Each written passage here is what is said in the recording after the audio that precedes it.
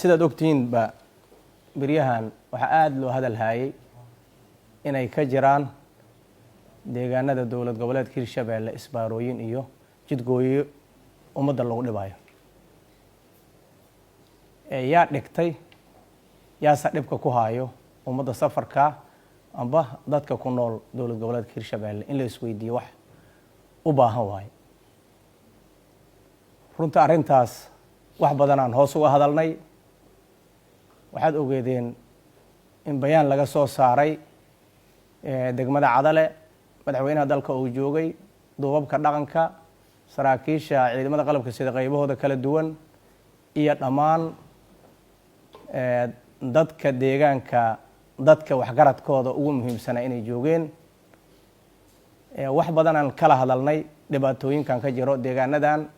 sida isbaarooyinkan ku soo noqnoqday iyo dagaalada sokeeyo ka dhaco deegaanada dhammaan waa kala hadalnay ummadda bayaanna waa laga soo saaray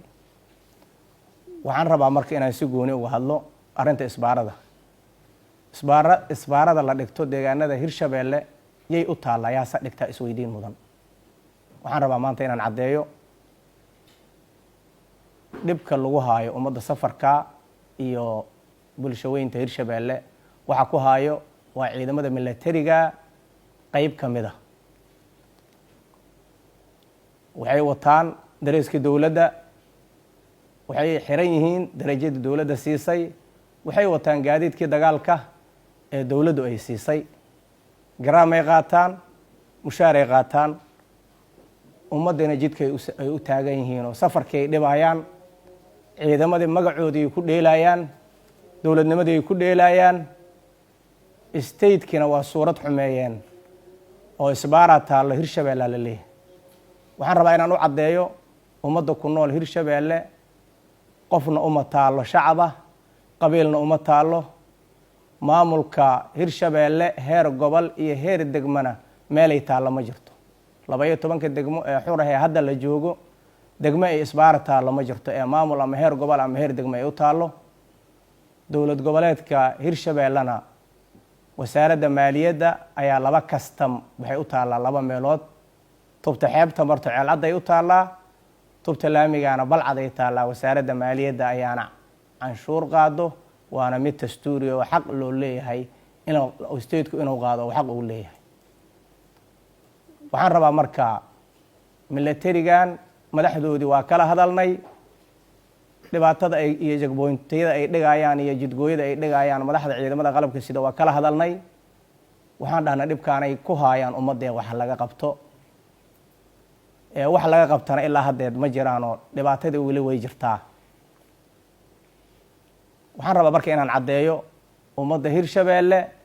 ciday isbaara u taalo oo bulsho weynta kamida haba yaraatee ma jirto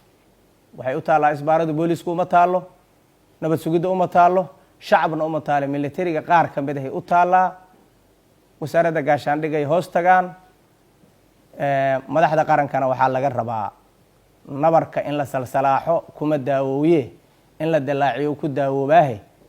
isbaarada cid ay u taalo foolka farta laga saaro hebel iyo hebel ay u taal in la yiraahdo sharciga la horgeeyo intaasaan rabaa maanta inaan u caddeeyo ummadda Soomaaliyeed gaar ahaan reer Hirshabeelle runtii waana uga mahad celinayaa ummadda Hirshabeelle ku nool siday ula dirreen khawaarijta siday dalkan culays ka haystay ay gacan uga geysteen naf iyo maal ay isugu dareen waa uga mahad celinayaa haddana wixii dhamaan in la dhameystiraa la rabaa inay wajiga labaad ee dagaalka ay naf iyo maal isugu geeyaan sida cadawga looga qaadi lahay deegaanadeynaan rabaa inaan ugu baaqo waxa kaloon rabaa inaan ciidana ugu baaqo waad ogtiin waxaana soo gaarayo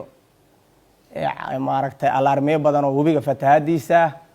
fatahaadiisana deegaanada webiga ku xeeran in loo diyaar garoobo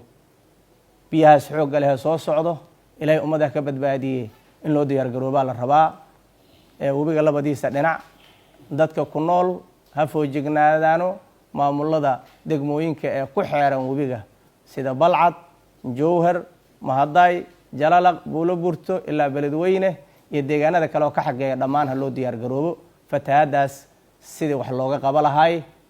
annaguna istaydahan habeen maalin waa u taagnaa doonaa insha Allah hadii la raalli ka noqdo gacan aanan ka geysaynaa wax alla waxaan awoodna aanan ka geysaynaa insha allah haddii ilaahay raalli ka noqdo. waxaan rabaa arrinta isbaarada ummadda hirshabeelle sidii shabaabka oo kale ha ula dirirto. ninkii isbaaro dhigtay wuxuu la mid yahay cadowga shabaab uu la mid yahay, halala diriro. dowladda dhexna waxaan rajaynaynaa inay wax ka qaban doonto. ciidamada militariga qaarka ka mid ah isbaarada dhigtay, magacii militarigana ku dheelay, magacii dowladnimadana ku dheelay, hirshabeellena suurad xumeeyey, ummadda ku safraysana ku dhibaataynayo, waa militariga qaar ka mid ah in wax laga qabtaan rajaynayna haddii ilaahay raalli ka noqdo. aad iyo aad aad u mahadsantihiin.